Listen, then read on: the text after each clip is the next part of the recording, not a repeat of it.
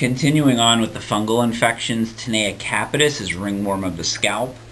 Usually what you'll see with this are scales on the scalp and areas of baldness and broken hair shafts from the damage to the hair follicles. The treatment for this has to be oral antifungal, so one thing unique about this is that you will not be able to treat this with a topical. It'll have to be treated with oral antifungals, and it will be about 2 weeks before somebody is able to return to wrestling from this, simply because this isn't something that could be adequately covered as in with some of the other forms of ringworm.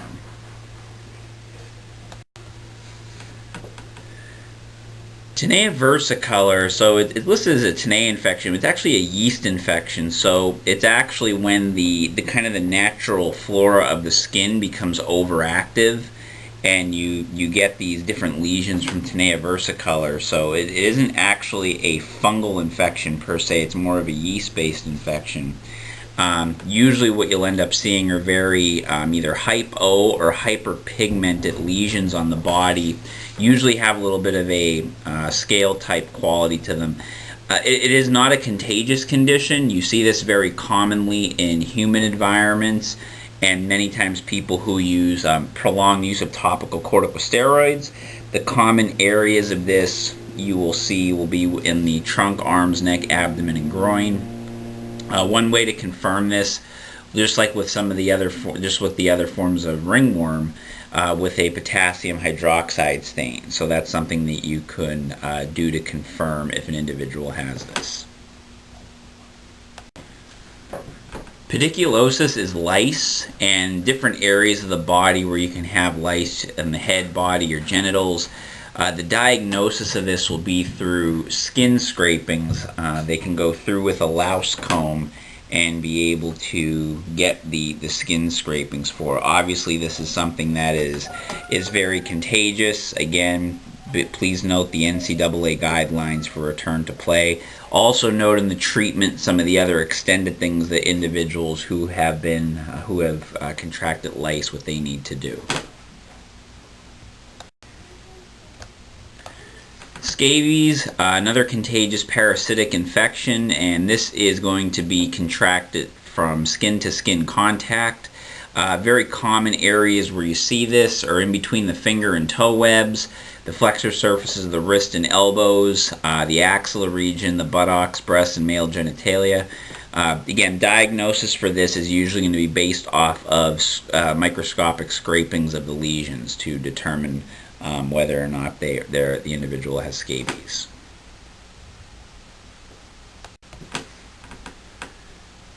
Looking at insect stings, so some things that could happen with bee stings. Obviously the main concern are allergic reactions, and when you typically see more systemic anaphylactic type reactions in adults, something to note that if an adult has ever had a local reaction, so in other words they got stung and they broke out into a local skin rash, or they've had a real severe reaction just locally, there is a greater chance in the future of them having a more systemic reaction where they get more of, again, the swelling of the airway and everything from anaphylaxis.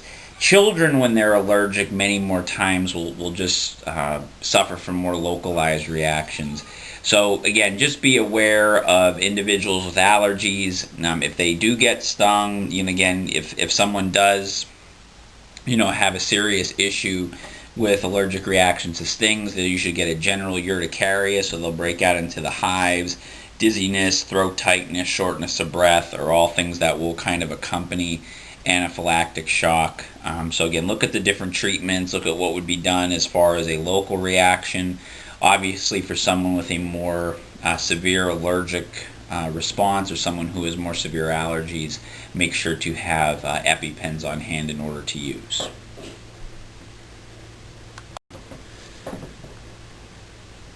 So environmental, sunburn being probably one of the more common environmental things you'd run into skin-wise.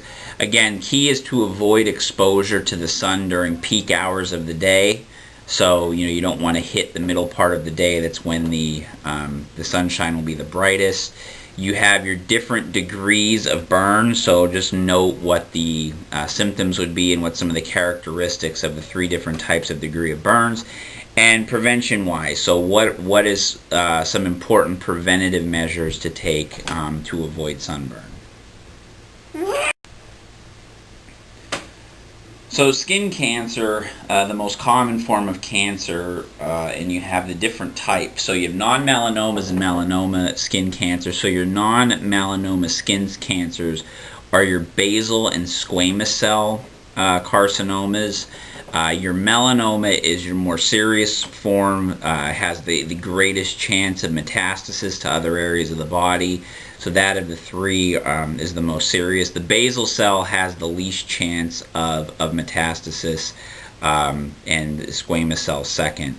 Your risk factors, again, lack of sunscreen use, moles, fair skin, if you have a family history, any type of immune suppression, or severe sunburns at a young age. So it's very important, particularly for younger individuals, to make sure that they're using adequate amounts of sunscreen, because if they get bad sunburns, they increase their chances of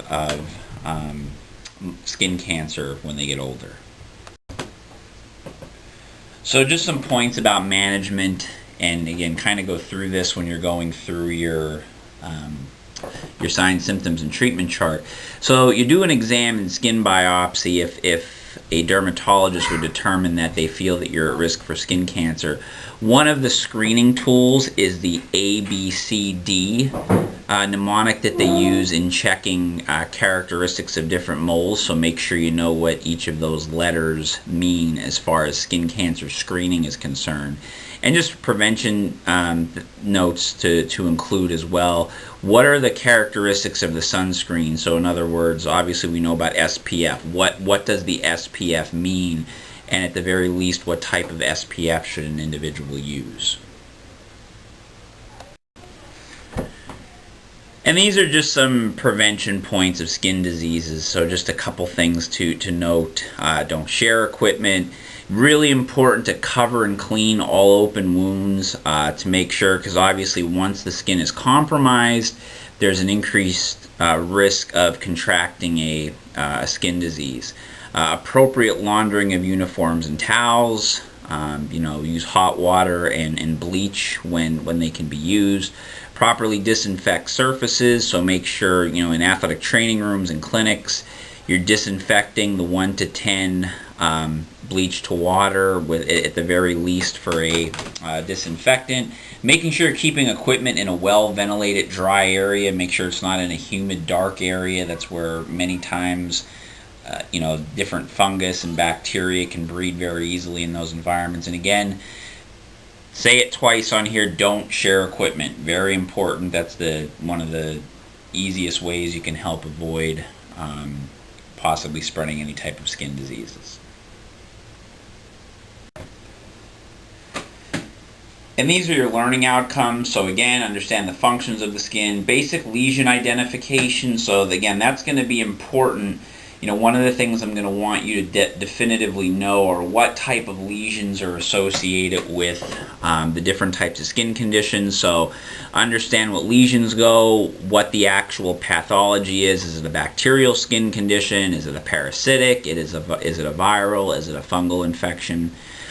So again, signs and symptoms, that would coincide with, again, understanding what are the basic lesions involved, or if there's any other systemic symptoms, like for instance with herpes. Management, treatment, return to play, very important. NCAA guidelines. So for any condition where there's an NCAA guideline, that should be included in the signs and symptoms and treatment chart, because that's a part of the management. So it's important to understand what return to play is. Some of these conditions aren't gonna preclude anybody from playing the sport. Some will. It depends on whether it's contagious or not. And then if it is contagious, can the condition be covered, and how long do they need to be treated for with appropriate medication?